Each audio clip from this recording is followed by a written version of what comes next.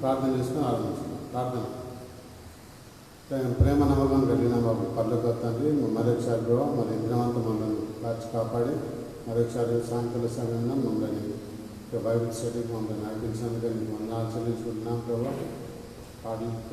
పాటల ద్వారా మరి యొక్క వాక్యం ద్వారా మేము మాకు మాట్లాడి ప్రార్థిస్తున్నాం.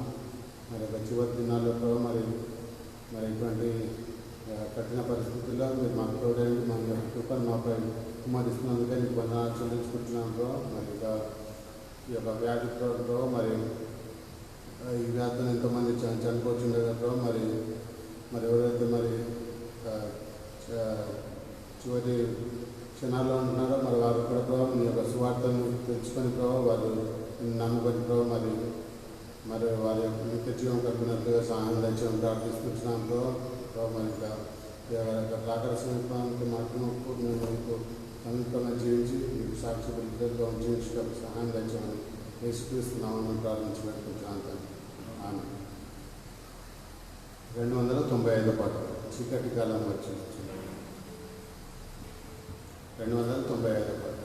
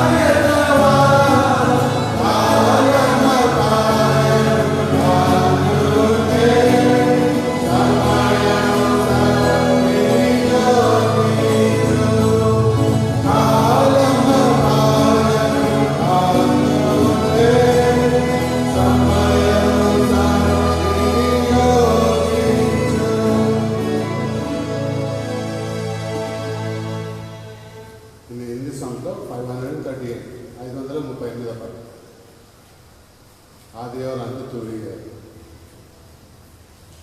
5:38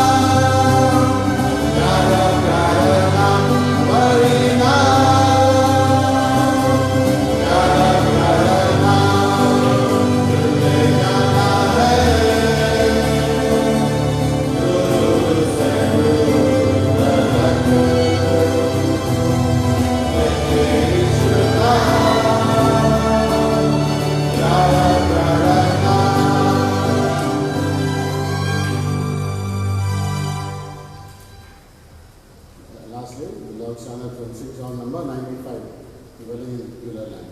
The same time we'll take up the song number 95, Dwelling in Beulah Land. We'll sing first verse and third and fourth verse. 1, 3, 4.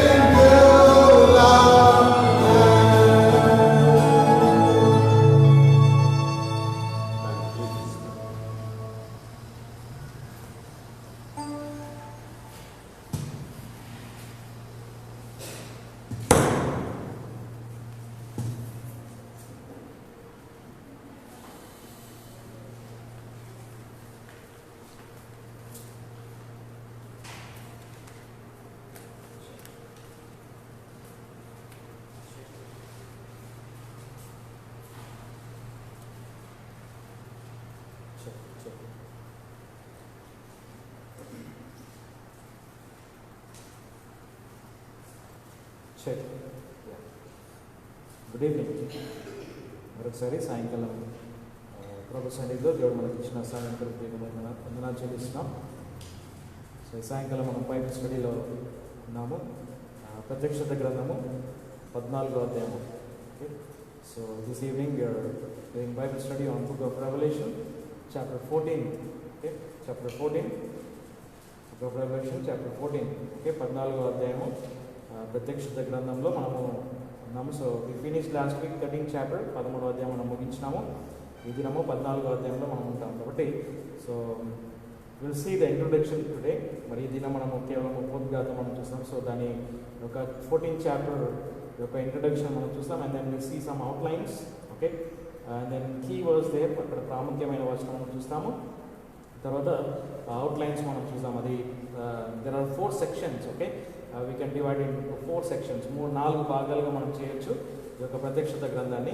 14వ అధ్యాయాన్ని మనము 4 సెక్షన్స్ మనం చేస్తాం. అండ్ దెన్ కీ వర్డ్స్ కూడా అక్కడ మూలమైన వచనం కూడా ఒకటి ఉంది. సో అది కూడా మనం చూసుకుంటాం. Okay, so Revelation 14th chapter first verse will write. Okay, 14వ అధ్యాయం మొదటి వచనం చూద్దాం. 14వ అధ్యాయం మొదటి వచనం.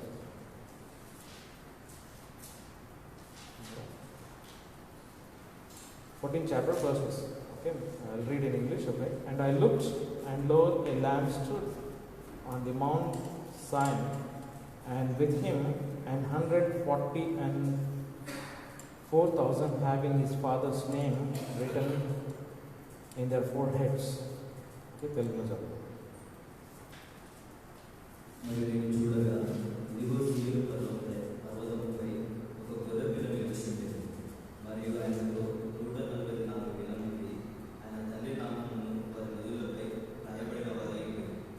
ఓకే, ప్రార్థన చేస్తాం. ప్రేమ నమ్మకం కలిగిన మా పరలోకపు తండ్రి, మరి యొక్క సాయంకాలం వేళ బైబిల్ స్టడీలో మీరు మాకు ఇచ్చిన యొక్క సమయం మీకు వందనాలు చెల్లిస్తున్నాం.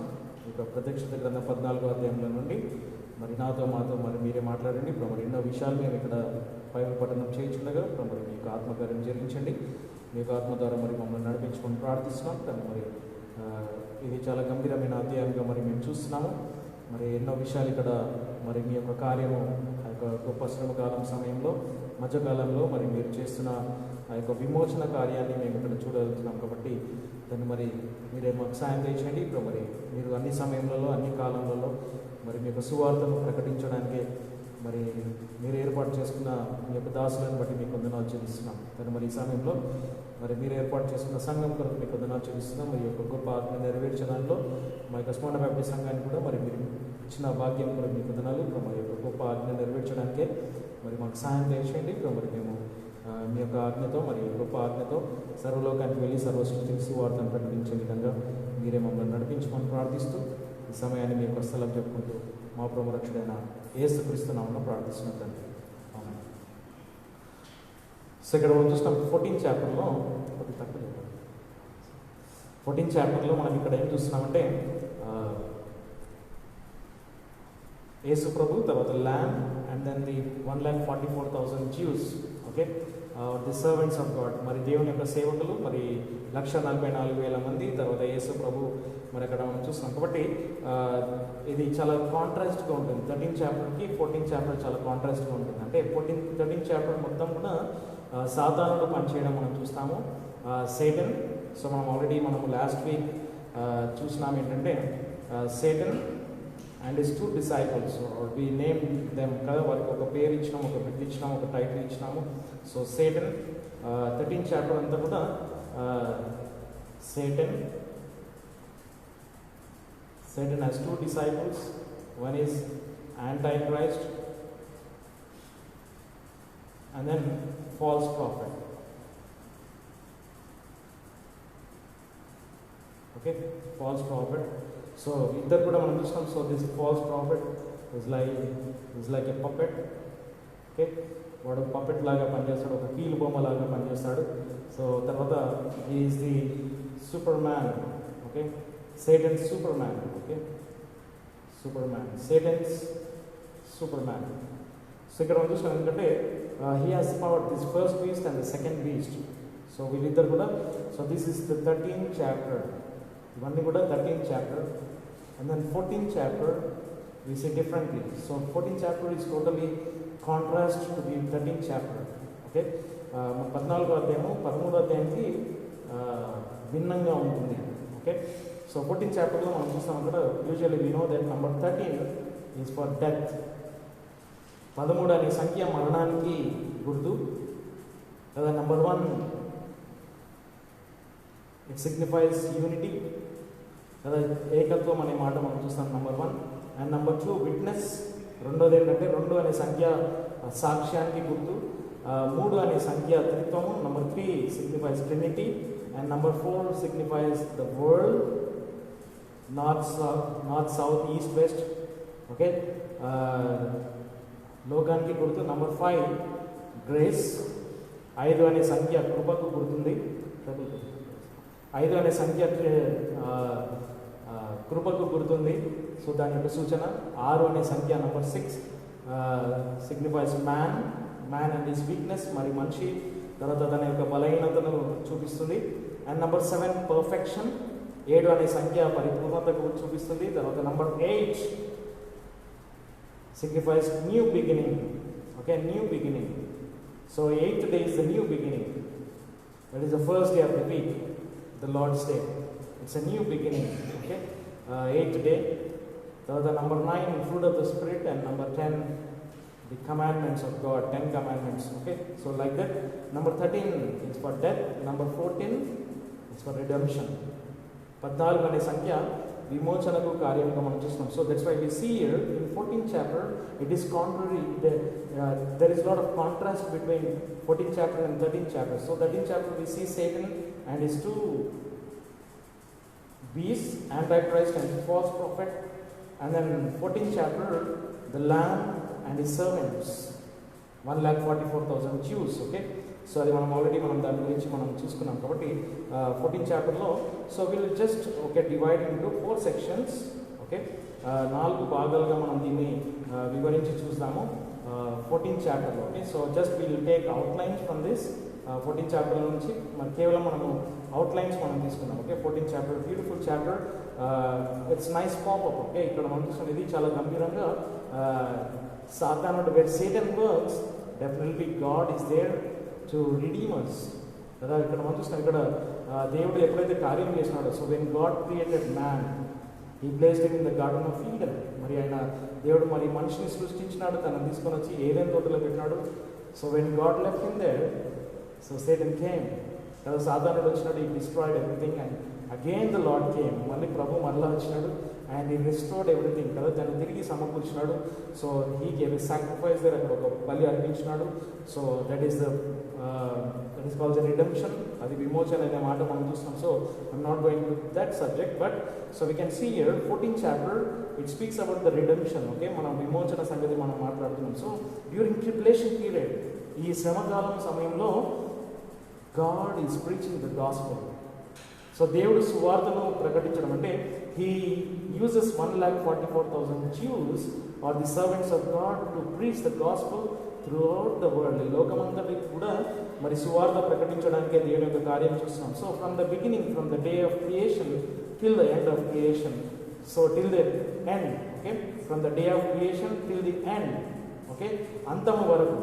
ఓకే, సో ఈ అంతము వరకు గాడ్ ఇస్ అ ప్లాన్. దేవునికి ఒక ప్రణాళిక ఏంటంటే టు ప్రెజెంట్ ద గాస్పెల్, మరి సువార్తను ప్రకటించడానికి. కాబట్టి సో దేవుడు ఎన్నో విధాలుగా వాడుతున్నాడు. సో ఇదివరకు మరి హీ రేస్డ్ ప్రాఫిట్స్, మరి ప్రవక్తలను లేపినాడు to preach the gospel. And in this present time God is using his church to go with the gospel.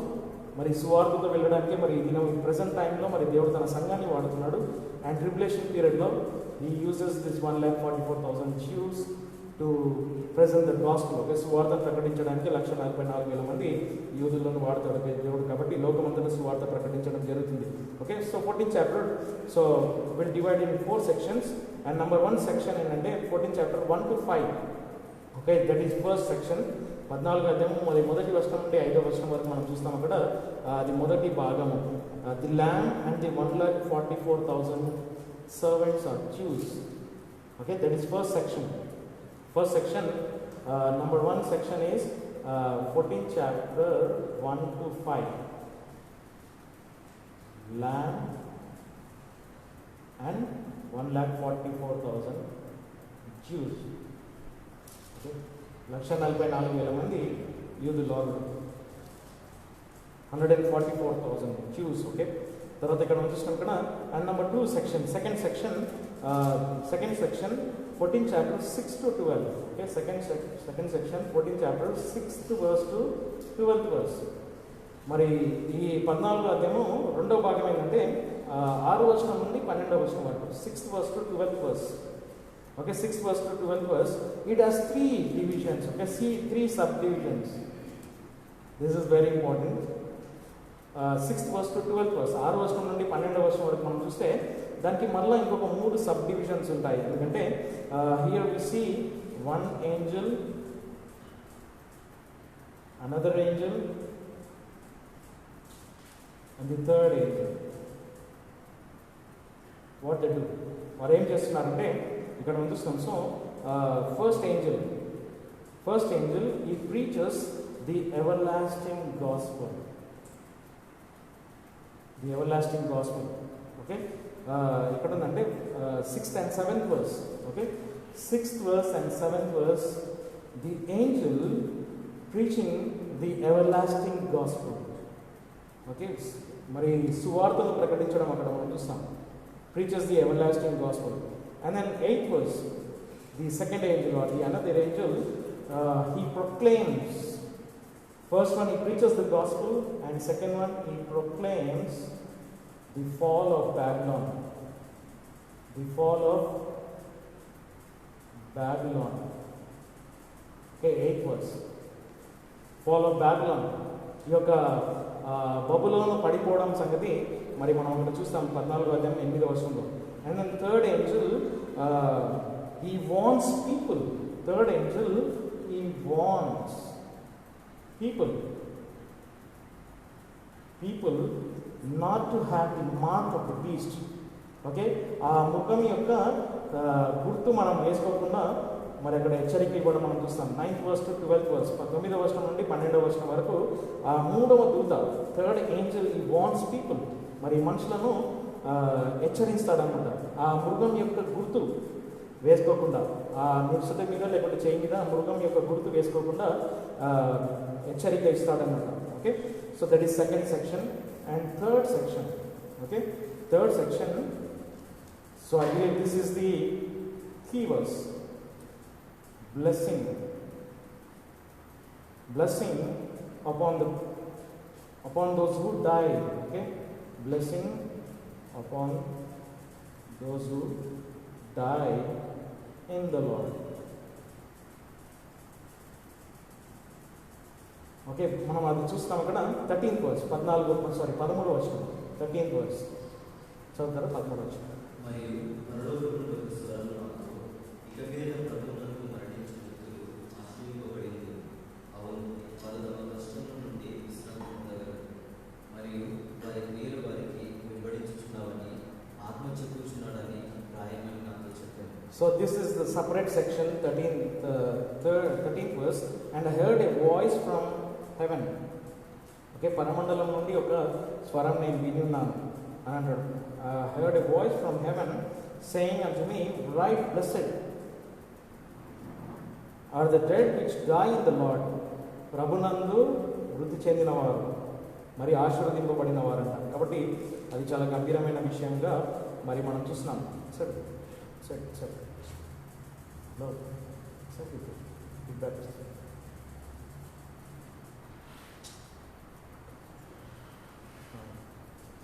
Okay, so ఇక్కడ మనం చూస్తున్నాం. ఇక్కడ ఆశీర్వదింపబడిన వారు ఏమంటే మరి ప్రభునందు మరి వృద్ధి చెందిన వారు, మరి ఇక మీదట వారి క్రియలు వారి వెంబడ వస్తుందంట. Yes saith the spirit that they may rest from their labours and their works to follow them. వారి క్రియలు వారి వెంట వస్తాయని. So that is the key verse. ఇక్కడ మనం 13వ వచనము మూల వచనం మనం చూస్తున్నాం. And then fourth section. Okay, 4వ సెక్షన్ ఏంటంటే మనం చూస్తున్నాం the time of judgment. The time of judgment. Judgment upon unsaved. Okay, ఇది తీర్పు యొక్క సమయం అన్నమాట. 14th chapter from 14th verse to verse 20. Okay, 14వ వచనం నుండి 20వ వచనం వరకు.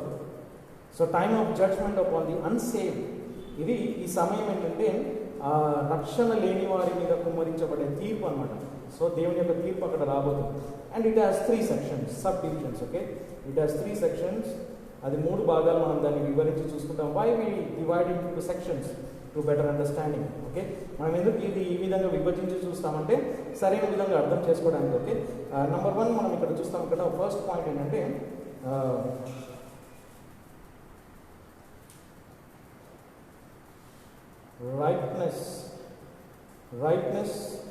the ripeness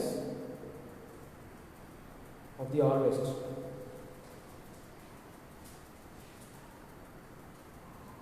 పంట కోతకు వచ్చేసిందన్నమాట. The ripeness of harvest. Okay, మరి పంట కోతకు వచ్చేసింది అనేది 14th verse to 16th verse. We see that. మరి అక్కడ మనం చూసినాం, అక్కడ ఒక సెక్షన్ ఏంటంటే రైట్నెస్ ఆఫ్ హార్వెస్ట్, తర్వాత ది రీపింగ్ ఆఫ్ హార్వెస్ట్. ఆ పంట కోసే సమయం వచ్చేసిందన్నమాట. ఇది పంట వచ్చేసిందన్నమాట, అంటే పండిపోయిందన్నమాట, రైప్ అయిపోయిందన్నమాట. అంటే పంట ఆల్రెడీ వచ్చేసింది, ఇది కోత సమయం అన్నమాట. తర్వాత ఇక్కడ మనం చూసాం then the result of harvest. ఈ పంట యొక్క result verse 20. Okay, so beautiful sections. అది మనం చాలా గంభీరంగా మనం చూస్తాం ఏంటంటే రైట్నెస్ ఆఫ్ ది హార్వెస్ట్, అంటే పంట అయిపోయింది, దగ్గరకు వచ్చేసింది అనమాట. తర్వాత ద రీపింగ్, అంటే పంట కోసే సమయం వచ్చేసింది అన్నమాట. తర్వాత రిజల్ట్, దాని యొక్క ప్రతిఫలము వచనం 20 వచనం. ఓకే, verse 20 చదువు. మరియు ఆ ద్రాక్ష తొట్టి పట్టణము వెలుగుల తొట్టబడి, మరియు ఆ ద్రాక్ష తొట్టి నుండి గుర్రపు కళ్ళముల మట్టుకు దాదాపు 1600 కిలోమీటర్ల దూరం వరకు రక్తము ప్రవహించింది. That is the result of the harvest, reaping the harvest. Okay, ఆ యొక్క పంట కోసినందుకు దానికి వచ్చే రిజల్ట్ ఏంటంటే, పంట కోసే సమయానికి వచ్చిన రిజల్ట్ ఏంటంటే the wine press was trodden without the city and the blood came out of the wine press even unto the horse bridles by the space of 1,600 furlongs. Wow. So that is the result of harvest. ఆ పంట కోసే సమయం అన్నమాట. The judgment of the unsaved, ఆ రక్షణ లేని వారి మీద దేవుని యొక్క తీర్పు కుమ్మరించడంతో అక్కడ వచ్చినది ఏంటంటే ఆ గుర్రం యొక్క కళ్ళెము కదా, ది హార్స్ బ్రిడిల్ ఎక్కడ దాకా ఉంటుంది, దాని ముక్కు ఎంత ఎత్తు ఉంటుందో, గుర్రం ఎంత ఎత్తు ఉంటుంది అంటే అంత ఎత్తు రక్తము పారుతుందంట. అంటే దేవుని యొక్క ఉగ్రత అన్నమాట. That is judgment upon the unsaved. Okay, this is the 4 sections, 4 భాగాలు. 14th chapter 1st to 5th verse is the lamb and the 1,44,000 servants, and 14th chapter 6th verse to 12th verse is one other section. So దాన్ని మనం చూసినాం already. The 3 angels, అక్కడ 3 దూతలు మరి పనిచేయడం. Number 1 preaches the gospel, number 2 proclaims the fall of Babylon, and third angel warns people not to put the mark, ఆ గుర్తు వేసుకోకుండా 3వ దూత మరి అక్కడ హెచ్చరించడం మనం చూస్తున్నాం. And then third section is blessing upon who die in the lord, మరి ప్రభునందు నిద్రే అనగా చనిపోయిన వారి ఆశీర్వదింపబడిన వారు కాబట్టి వారి క్రియలు వారి వెనుక వస్తాయి. During tribulation period I'm talking about, ఇది శ్రమకాలం సమయంలో, 7 ఏళ్ల శ్రమకాలం సమయంలో ఎంతోమంది చనిపోతారు, దేవుని బిడ్డలు హతసాక్షులు అవుతారు. కాబట్టి అక్కడ మరి వారికి ఆశీర్వదింపబడినవారు, those who die in the Lord they are blessed people, వారు నిజంగా ఆశీర్వదింపబడిన వారు. And then the 4th section is the time of judgment upon the unsaved, మరి రక్షణ లేని వారి మీద కుమ్మరించబడే తీర్పు. The ripeness of the harvest, అంటే పంట యొక్క దగ్గరకు వచ్చేసింది అనమాట, కోసే సమయం వచ్చేసింది. 14వ వచనం 16వ వచనం అక్కడ మనం చూస్తాం. తర్వాత the reaping of the harvest, అంటే పంట కోసే సమయం వచ్చేసింది. అక్కడ ఆయన బ్లేడ్ ఉందంట, అవన్నీ కూడా మనం ఇన్ డీటెయిల్ మనం చూస్తాం. తర్వాత ద రిజల్ట్, దాని యొక్క రిజల్ట్ మనం చూస్తాం. ఓకే, సో ఇది బ్యూటిఫుల్ పాయింట్ ఏంటంటే ఇక్కడ we have to focus on this beautiful thought. ఇక్కడ నుంచి మనం కొన్ని థాట్స్ మనం తీసుకుందాం. Okay, ల్యామ్ and the 1,44,000 servants of God during tribulation period. Okay, so tribulation పీరియడ్లో యేసుక్రీస్తు, మరి ల్యామ్ అంటే యేసు ప్రభు మనకు తెలుసు. Who is ల్యామ్? Jesus Christ. మరి అక్కడ గొర్రెపిల్ల ఎవరంటే యేసు ప్రభు అనమాట. ఓకే, సో యేసు ప్రభు మరి తాను చేస్తున్న కార్యము మరి 7 ఏళ్ల శ్రమ కాలం సమయంలో మరి మనం అది కొద్దిగా డీటెయిల్గా మనం చూస్తాం. ఓకే, సో దీంట్లో వెళ్ళకముందు మనం చరిత్రలోకి మనం వెళ్ళి చూస్తే హిస్టరీ లోపల, ఓకే, హిస్టరీ లోపల మనం ఈ సెక్షన్ అర్థం చేసుకోకముందు 14th చాప్టర్ మనం క్లియర్గా అర్థం చేసుకోకముందు జస్ట్ నేను పోయిన వారం అది స్కిప్ చేసి వెళ్ళిపోయినాను. అది మరలా నేను మీకు ముందర చెప్తాను. ఓకే, 13th చాప్టర్లో మనం చూసినాం ఏంటంటే సేటన్. ఓకే, 14th చాప్టర్లో వెళ్ళకముందు again will go back to 13th chapter. Okay, Satan, one small thought. Satan, okay, సాతానుడు ఉన్నాడు. And his name, okay, number 1 his name. What is his name?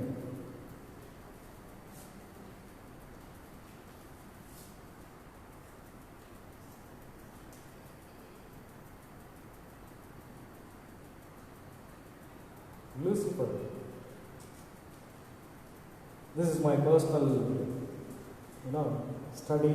I just made it. Okay, అది కొద్దిగా నేను చేసినాను కాబట్టి I believe it is interesting. కొద్దిగా interesting ఉంటుంది అనుకుంటాను. So Satan, his name is Lucifer. Okay, and then Satan's nature. His name, his nature. His nature is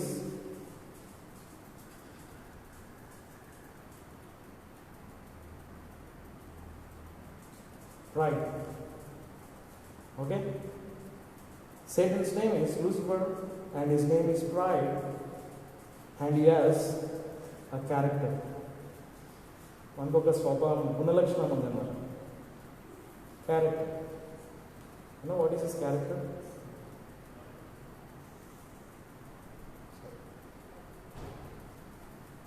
వాడి గుణలక్షణం ఏంటంటే వాడు అబద్ధం ఆడడం. His character is to lie. He is a liar from the beginning. Okay, వాడు అబద్ధికుడు అన్నమాట. And his profession, and his profession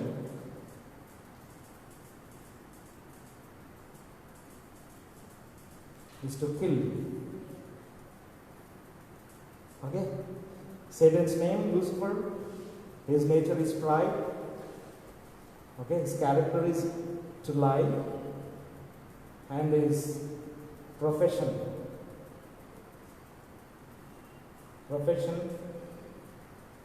here. Okay, profession is to kill, and finally నేను దీనికి కొద్దిగా స్ట్రగుల్ అయినాను టు గివ్ హిస్ టైటిల్ ఇక్కడ నేను ఇవ్వడానికి. Okay, somebody can help me out. So I made it as Satan's and is finally is fruit. I mention it. వాడి నుండి వచ్చే ఫలం ఏంటంటే, so you can name it differently, sin. Okay, his fruit వాడి నుంచి వచ్చిందండి సిన్. ఓకే, సో మనం if you see this okay, his name Lucifer, his nature is pride and his character is to lie and his profession is to kill and his fruit is sin.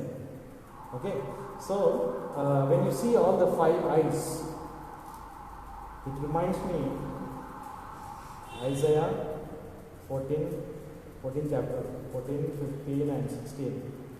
Okay, యెషయా గ్రంథం 14వ అధ్యాయంలో అది జ్ఞాపకం చేయడం జరుగుతుంది. అది 5 సార్లు I will exalt, I am equal, so I. Okay, so is I. So when you see pride in you better know that is the nature of Satan. సాతాను యొక్క స్వభావం మనం చూస్తాం. Okay, small thought. ఓకే, మనం తలంచడానికి.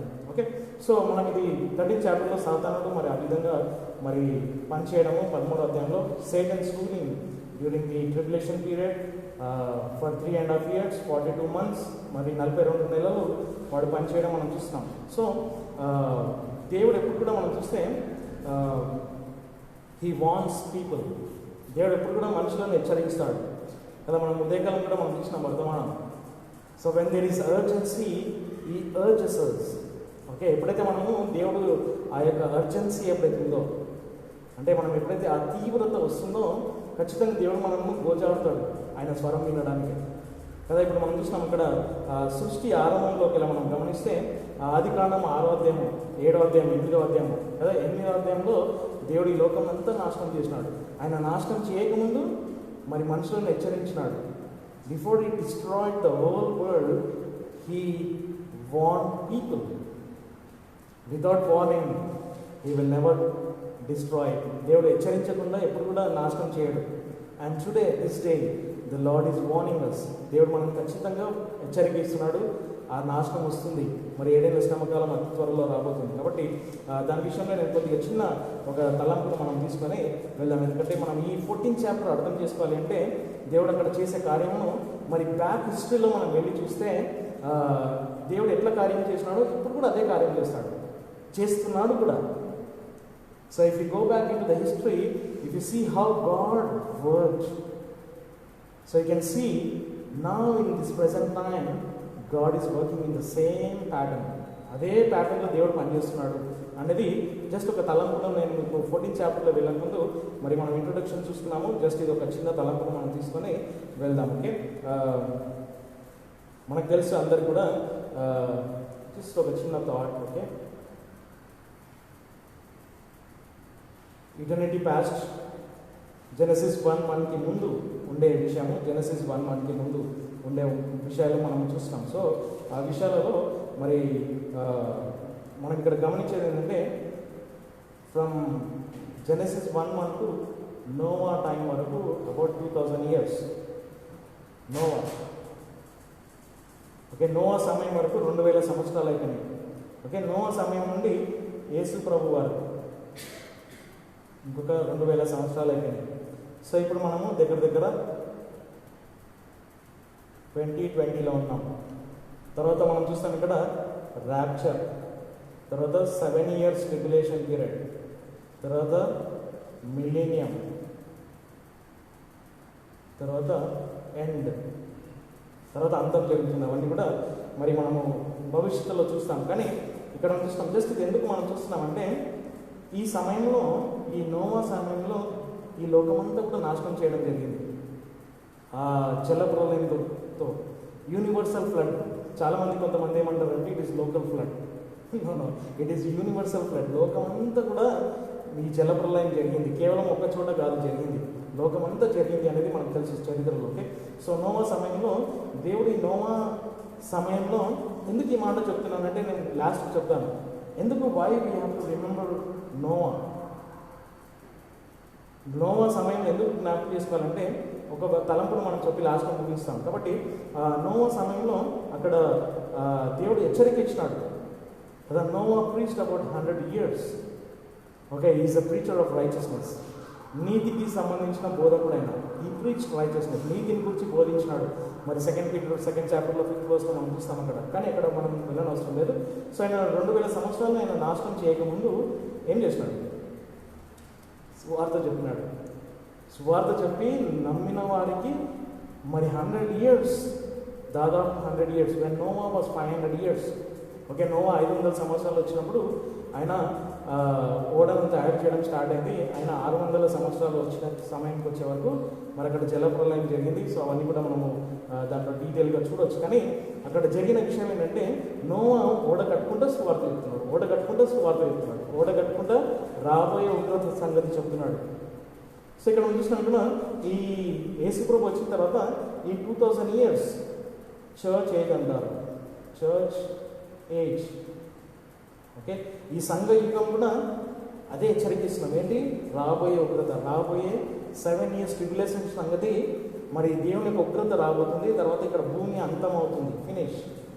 ఈ భూమి అంతం అవుతుంది అనే దానికోసము ఇప్పుడు సంఘంలో దేవుడు వాడుతున్నాడు. సో తర్వాత ఎప్పుడైతే సంఘం ర్యాప్చర్ అవుతుందో, బిఫోర్ ట్రిబ్యులేషన్, శ్రమకాలానికి ముందు సంఘం ఎప్పుడైతే ఎత్తపడుతుందో, ఇక్కడ మనం మిడ్ పాయింట్లో ఉన్నాము. 1,44,000 జ్యూస్ తోటి దేవుడు సువార్తను ప్రకటిస్తాడు ఆ సమయంలో. సో ఇక్కడ నుండి ఇక్కడ వరకు సువార్త ప్రకటించడం జరిగింది.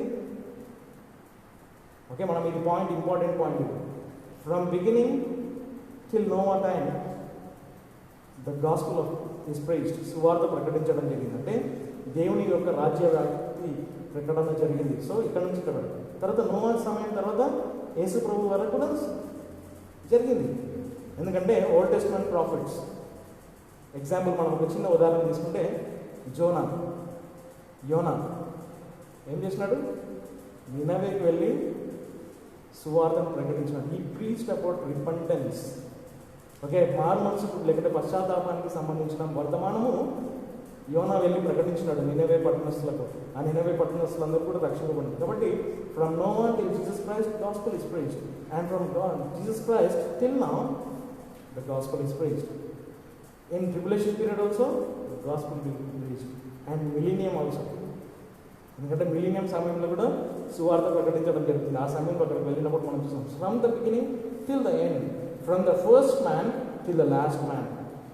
మొదటి మనిషి నుండి చివరి మనిషి వరకు దేవుని ఉద్దేశం ఏంటంటే అందరూ సువార్త వినాలనేది, అందరూ సువార్త విని రక్షింపబడాలనేది దేవుని యొక్క చిత్తము. కాబట్టి అందరూ రక్షింపబడాలనేది దేవుని యొక్క ఉద్దేశం. So God wants everyone to be saved. That's why John 3:16 favorite or famous verse, for God so loved the world that he gave his only begotten son, that whosoever believeth on him should not perish but have everlasting life. నిత్య జీవం మనకు ఉంటుందండి. కాబట్టి so యేసు ప్రభువునందు విశ్వాసం ఉంచడానికి. So just ఇక్కడ మనం ఒక చిన్న థాట్, మనము ఈ పీరియడ్లో మనం ఇక్కడ ఉన్నాం ఎగ్జాక్ట్గా. ఓకే, ర్యాప్చర్కి దగ్గరలో ఉన్నాము. సో బ్యాక్ మనం హిస్టరీలోకి బ్యాక్ వెళ్ళి చూస్తే we have to learn something. మనం వెనకకి వెళ్ళి కొన్ని నేర్చుకోవాలి. ఏం నేర్చుకోవాలంటే I have noticed in my personal Bible study, I have noticed, so when I'm doing Bible study during this period, I went back and did some study. నేను వెనకకి వెళ్ళి నేను కొద్దిగా పరీక్షించినాను. ఏం పరీక్షించినానంటే just example, before God destroyed the whole world, ఈ లోకమంతా నాశనం చేయకముందు అక్కడ ఏం జరిగిందంటే during Noah only 8 people got saved. 8 మంది రక్షింపబడినారు. Noah found grace. సో ఇక్కడ మనం ఒక బ్యూటిఫుల్ వర్స్ ఉంది అక్కడ. Just not only Noah found grace, one more verse is there, Noah walked with God. Okay, just అదొక వచనం మనం చదువుతున్నాం. ఓకే, నోవా దేవునితో నడిచినాడంట. I believe God is encouraging us during this period also to walk with the Lord. ప్రభుత్వం మనం నడవాలని దేవుడు మన నుండి కోరుతున్నాడు. సో అది మన అటెన్షన్ని దేవుడు తన వైపు తిప్పుతున్నాడని నేను అనుకుంటున్నాను. So the Lord is drawing our attention towards this subject, that we need to walk with the Lord. దేవునితో మనం నడవాలనేది. So 6th chapter 4th verse, Genesis 6th chapter 4th verse. ఆ దినములలో భూమి మీద మహాకార్యం జరిగి, మరి ఇంతేకాక ఆ తర్వాత దేవుని కుమారుడు నరుల కుమారుడు ఎదురు 6వ అధ్యాయం 9వ వచనం, 6th chapter 9th verse. నోవాహు వంశవళి ఇవి. నోవాహు తన తరములో నీతిమంతుడుగాను పరిపూర్ణుడుగాను ఉండి నోవాహు దేవునితో నడిచాడు. అయితే ఓకే, చాలు. These are the generations of Noah. Noah was a just man. He was a just man. How a man is justified. ఒక మనుషుడు ఎట్లా నీతిమంతుడిగా తీర్చబడతాడు? By faith. విశ్వాసం ద్వారా ఒక వ్యక్తి న్యాయవంతంగా తీర్చబడతాడు. So Noah was justified, a just man and perfect in his generations, and Noah walked with God. Where did Noah learn this to walk with the Lord? Simple కదా. బైబిల్లో మనం వాక్ విత్ గాడ్ అనగానే ఒక మనిషి యాదకొస్తాడు మనకు. ఈనాక్. Okay, ఈనాక్ జ్ఞాపకం వస్తాడు మనకు. ఎందుకంటే బైబిల్లో ఆయన ఈ walk with God and he was no more. Okay, ఆయన నడుచుకుంటూ వెళ్ళినాడు. సేమ్ అక్కడ పక్కకి ఉంది వచనం, నేను చదువుతాను ఇంగ్లీష్లో. Okay, and ఈనాక్ walk with God and he was not. Enoch walked with God and he was not. Okay, for God took him. దేవుడు తనని తీసుకొని వెళ్ళానంటే. So Enoch walked with God. I believe Noah learned from Enoch to walk with God. Noah ఆనోకు దగ్గర నేర్చుకున్నాడు. ఎందుకంటే is his great great grandfather. ఆయనకు ముత్తాత నోవా. ఓకే, సో జస్ట్ ఇక్కడ నేను ఒక చిన్న ఇంకొక 2-3 minutes మనం చూద్దాం. ఓకే, 2-3 minutesలో మనం ముగించేస్తున్నాం. ఓకే, సో జస్ట్ ఈనాక్ సంగతి. ఓకే, ఇక్కడ ఎందుకు ఈ సందర్భం చూస్తున్నామంటే walk with God. This is very important. So God took him. దేవుడు తనను తీసుకొని వెళ్ళాడు. So this rapture means caught away, అంటే కాట్ అప్, పైకి వెళ్ళిపోవడం. So who will be caught up? ఎవరు తనతో వెళ్ళిపోతారంటే who walks with the Christ. క్రీస్తుతో ఎవరైతే నడుస్తారో వారు పైకి వెళ్తారు. సో ఇక్కడ మనం చాలా జాగ్రత్తగా మనం గమనించడం అవసరం. ఎవరు దేవునితో నడుస్తారో వారే పైకి ఎత్తబడతారు. ఓకే, సో జస్ట్ ఇక్కడ చిన్న ఒక టైం లైన్ మనం వేసి చూద్దాము. నేను బైబిల్లో చూడాను కానీ జస్ట్ మనం ఇక్కడ ఈనాక్ ఒక మాట ఎగ్జాంపుల్ చేసుకుందాం. ఈనాక్ he lived about 365 years. Sorry, 365 years. ఆయన 365 సంవత్సరాలు బ్రతికినాడు.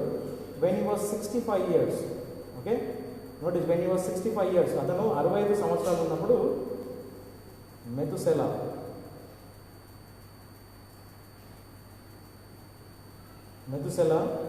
was born. ఈనాకు 65 సంవత్సరాలు ఉన్నప్పుడు మెతుసెలా పుట్టినాడు.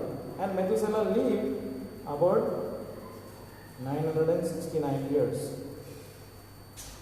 969 సంవత్సరాలు బ్రతికినాడు. Okay, when Methuselah is 187 years, ఆయన 187 సంవత్సరాలు ఉన్నప్పుడు ఈ గేవ్ బర్త్ టు లమేక్ను కన్నాడు. సో లమేక్ పుట్టినాడు అనమాట. ఆయన 187 సంవత్సరాలు ఉన్నప్పుడు. And Lamech lived about 777 years, ఆయన 777 సంవత్సరంలో బ్రతికినాడు. And when Lamech was 182 years, Noah was born. And Noah lived about 950 years. Okay, so ఇక్కడ మనం గమనిస్తాం. జస్ట్ ఒక చిన్న క్యాల్కులేషన్ చేస్తాం. So Noah's father Lamech, Lamech's father Methuselah, Methuselah's father Enoch. Okay, Enoch walk with God. ఆనోకు దేవునితో నడిచినాడు. ఆనోకు కుమారుడు మెతుసెలా, మెతుసెలా కుమారుడు లమేకు, లమేకు కుమారుడు నోవా. నోవా కూడా దేవునితో నడిచినాడు. ఓకే, వీరిద్దరు కూడా దేవునితో నడిచినారనే మాట జ్ఞాపకం చేయడం జరిగింది. మంచి బ్యూటిఫుల్ ఏంటంటే హెబ్రీయులకు రాసిన పత్రిక 11వ అధ్యాయంలో మనం అక్కడ గమనిస్తే Hebrews 11 చాప్టర్లో ఈనోక్ సంగతి ఉంది. ఇక్కడ 5వ వచనం, 5th verse and 7th verseలో Noah సంగతి ఉంది. ఉందా? ఏముంది 5వ వచనంలో ఏముంది? విశ్వాసము ద్వారానే ఆనోకు అనుమతింపబడెను. అలాగున అతడు మరణమును చూడకుండెను. మరి దేవుడు ఇక్కడ మనం 5వ వచనంలో ఏముంది? ఆనోకు విశ్వాసం ద్వారా నడిచాను, ఆయన మరణం చూడకుండా వెళ్ళిపోయినాడంట. ఎవరు? 5వ వచనంలో. తర్వాత 7వ వచనంలో అవుతుంది,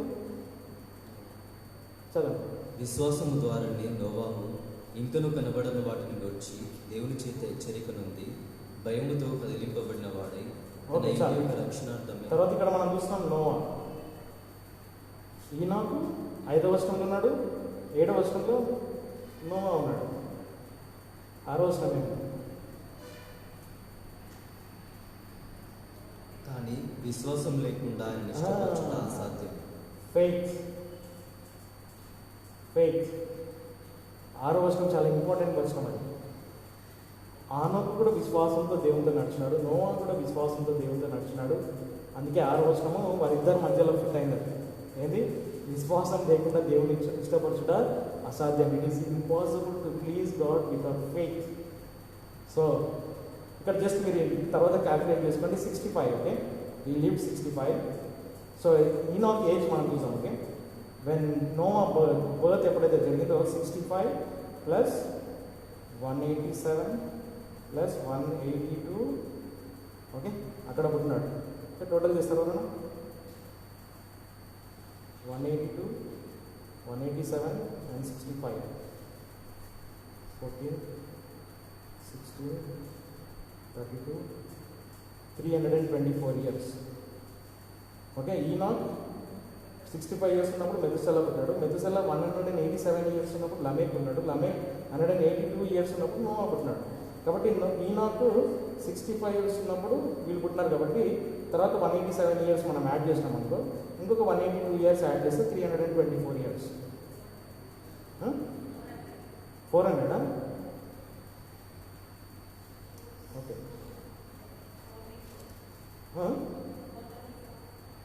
4. ఓకే, 65, 5, 7, 8, 9, 14, 8, 9 అంతేనా?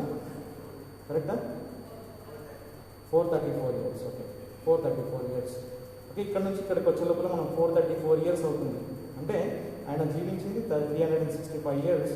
అంటే దాదాపు ఇక్కడ నుంచి ఈయన నేర్చుకున్నాడు, ఈయన నుంచి ఈయన నేర్చుకున్నాడు, ఈయన నుంచి ఈయన నేర్చుకున్నాడు. కాబట్టి ఈనాకు ఎట్లయితే దేవునితో నడిచినాడో నోవా కూడా అదే విధంగా నడిచినాడు అనేది మరి మనం చూడగలుగుతాం. కాబట్టి వాళ్ళ ఏజెస్ మనం చూసినప్పుడు కూడా దాదాపు ఆయన చనిపోయిన తర్వాత ఇంకా కొన్ని దినాల తర్వాత నోవా పుట్టినాడు. నోవా పుట్టినాడంటే వీళ్ళ తాత ఉన్నాడు అనమాట, మెతుసెల ఉన్నాడు. మెతుసెల ఎవరి దగ్గర నుంచి నేర్చుకున్నాడు? ఈనాకు. సో ఆ విధంగా మనం చూస్తాం. ఇక్కడ ఏంటంటే వారిద్దరు కూడా విశ్వాసంతో దేవునితో నడిచినారు. అందుకే పౌలు రాస్తారు కదా, not by sight but by faith. వెలిచూపుతో కాదు, విశ్వాసంతో నడుచుచున్నామని. కాబట్టి మనం విశ్వాసంతో నడవడం అవసరము, దేవునితో నడవడం ఇంపార్టెంట్. సో ఎప్పుడైతే మనం దేవునితో నడుస్తామో మరి ఖచ్చితంగా ఈ యొక్క ఎత్తబడే దాంట్లో మరి ఖచ్చితంగా మనం ఉంటాము. సో అది రాబోయే ఉగ్రత నుంచి మనం తప్పించబడతాము. సో ఆ విధంగా దేవుడు మనకు సాయం చేయాలి.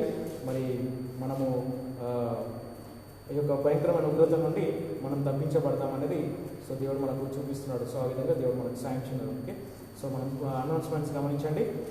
అనౌన్స్మెంట్స్ ఏంటంటే మనకు ఉండే మినిస్ట్రీస్లో మరి సండే స్కూల్ విజిటేషన్ రేపటి దినం సాయంకాలం, తర్వాత 16th రోజు మనకు కాలేజ్ ప్రేయర్ మీటింగ్ ఉండే. సో అవన్నీ కూడా మనం పోస్ట్పోన్ చేస్తున్నాము. కాబట్టి సో మనకు మినిస్ట్రీస్ ఏమి ఈ నెలలో మరి అవుట్ రీచ్ అవన్నీ కూడా ఏం లేవు. కాబట్టి దాని కొరకు మరి ప్రార్థన చేయండి. దేవుడు మనకు అన్ని అనుకూలంగా ఇచ్చినట్టు మరి పరిస్థితులు మార్చడానికి మనం ప్రార్థనలో జ్ఞాపెట్టుకుందాము. తర్వాత ఇంకా ప్రత్యేకమైన అనౌన్స్మెంట్స్లో మరి దేవుని వందనాలు చెప్పే దాంట్లో మరి రానున్న దినాల కొరకు ప్రార్థన చేయండి. మరి VBS కూడా మనకు ఈ నెల జరిగేటట్లేదు. సో VBS ఎప్పుడు ప్లాన్ చేయాలో మళ్ళీ మనం అందరం కూడినప్పుడు ప్రార్థన చేస్తాము, దాని గురించి ప్లాన్ చేస్తాము. సో VBS కొరకు కూడా ప్రార్థన చేయండి. ఒకవేళ దేవుని చిత్తమైతే యూత్ క్యాంప్ మరి నెక్స్ట్ మంత్ ఎలా ఉంటుందో మనకు తెలియదు. సో నెక్స్ట్ మంత్ ఒకవేళ అనుకూలంగా ఉంటే యూత్ క్యాంప్ చేస్తాము, లేకుంటే నార్మల్గా మళ్ళీ దాన్ని కూడా పోస్ట్పోన్ చేయడం జరుగుతుంది. సో ఆ పరిస్థితులను బట్టి సో ఇవన్నీ కూడా మరి జ్ఞాపకం పెట్టుకోండి. సో మనం ఆ విధంగా రానున్న దినాల వరకు మరి ప్రార్థనలో జ్ఞాపకం పెట్టుకున్నాము. సో దేవుడు అన్ని అనుకూలంగా మనకు పరిస్థితులు మార్చడానికి ప్రార్థనలో ఏర్పట్టుకోండి. ఇంకా కాకుండా ప్రత్యేకంగా మరి దేవుని వందనాలు చెప్పే దాంట్లో brother Gideon and sister Jessica మరి వారికి వారి యొక్క యానివర్సరీ దినం కాబట్టి వారి కొరకు దేవుని వందనాలు చెల్లిస్తాం. సో మార్నింగ్ నేను మర్చిపోయినాను. సో వారిద్దరి కొరకు కూడా ప్రార్థనలో జ్ఞాపకం దేవుని వందనాలు చెల్లిస్తాం. సో ఇంకేమన్నా ప్రత్యేకంగా అనౌన్స్మెంట్స్ కానీ ప్రార్థన అక్కర్లు కానీ మనం తెలియజేయండి, ప్రార్థన చేస్తాం. ఓకే, ఏమన్నా ఉన్నాయా? ఏం లేకుంటే మనం ఈ యొక్క ప్రోగ్రామ్ని మరి ఈ యొక్క ప్రార్థనతో చివరి ప్రార్థనతో ముగించున్నాం. అందరం తలలో వచ్చి కనిపిస్తుంటే ప్రార్థన చేసుకున్నాం. ప్రేమ నమ్మకం కలిగిన మా పర్లకు తండ్రి, మరి మాకు ఇచ్చిన యొక్క దీనితో మీకు వందనాలు చెల్లిస్తున్నాం. మరి మా ఎడల మరి మీకు చూపించిన అపారమైన ప్రేమ కొరకు మీకు వందనాలు చెల్లిస్తూ మరి తండ్రి మరి ఈ యొక్క సాయంకాల సమయంలో మీ యొక్క వాక్యంలో నుండి మరి మాకు ఎన్నో విషయాలు నేర్పించినారు. మరి పూర్వంలో మరి పితరుల యొక్క మరి వారు దేవునితో నడవడము మరి ఏ విధంగా నేర్చుకున్నారు. ఇప్పుడు మరి ఈ విధంగా కూడా మరి మేము చరిత్రలో వెనుకకు వెళ్ళి చూసినప్పుడు ఇప్పుడు మరి మీ యొక్క వాక్యంలో నుంచి మరి వారు ఏ విధంగా మరి మరి మీతో కలిసి నడిచినారో విశ్వాసంతో దాన్ని మరి మాకు కూడా అటువంటి జ్ఞానం దయచేయండి. ఇప్పుడు మరి మేము మీతో కలిసి మరి నడుచుటకు మరి మీరు కృప చూపించుకొని ప్రార్థిస్తున్నాం. ఇప్పుడు మరి మేము విశ్వాసంతో నడుచుటకు సాయం చేయండి. మరి వెలుచుతో కాకుండా ఇప్పుడు మరి విశ్వాసంతో మరి మేము ముందుకు సాగుటకు మరి మీరే కృప చూపించండి. ఇప్పుడు మరి మా చుట్టూ ఉండే పరిస్థితులను జ్ఞానం చేసుకుంటున్నాం. మరి ఎంతో భయంకరమైన పరిస్థితులు ఉంటున్నాయి. ఇప్పుడు మరి వాటన్నిటిలో నుంచి మరి మమ్మల్ని తప్పించండి. దాన్ని మరి మీరు తప్పిస్తారని మీ యొక్క వాగ్దానం చేసినారు. మరి సంఘంలో ఆ రాబోయే భయంకరమైన ఉగ్రత నుండి మరి మీరు తప్పిస్తారని చెప్పినారు. కాబట్టి ఇప్పుడు మరి ఆ విధంగా మరి మేము నిరీక్షణతో మీ వైపు చూస్తున్నాము. దాన్ని మరి మీ యొక్క రాకడ త్వరలో ఉంది, సమీపంగా ఉందని ఈ యొక్క పరిస్థితులు చెప్తున్నాయి. కాబట్టి ఇప్పుడు మరి ఈ దినం కూడా ఇప్పుడు మరి మాకు అదే వర్తమానము దాన్ని మరి మేము మీతో కలిసి నడవడం అనేది అదే వర్తమానం మాకు వినిపిస్తున్నారు. కాబట్టి దాన్ని మరి మేమందరం కూడా సంఘంగా మరి అందరూ కూడా ఏకభావంతో ఏక మనసుతో మరి మీతో కలిసి నడుచుటకు మరి మీరే కృప చూపించి నడిపించమని ప్రార్థిస్తూ మరి మాకు ఇచ్చిన యొక్క సమయం కొరకు విధానాలు చెల్లిస్తూ మరి తిరిగి వచ్చేలాగా మరి మీకు సన్నిధితో నడిపించండి. ఈ వారం అంతా మరి మీ యొక్క కాపుదల భద్రత కింద మమ్మల్ని ఉంచుకోమని ప్రార్థిస్తున్నాం. మరి యొక్క భయంకరమైన వైరస్ నుండి మరి మమ్మల్ని మా యొక్క సంఘాన్ని మరి మా యొక్క ప్రాంతాన్ని మరి అన్నింటినీ కూడా మరి మీరే కాపాడమని ప్రార్థిస్తూ మమ్మల్ని మేము ముసలకు చెప్పుకుంటూ మా బ్రహ్మరక్షుడైన యేసుక్రీస్తు నామమున ప్రార్థిస్తున్నాం తండ్రి.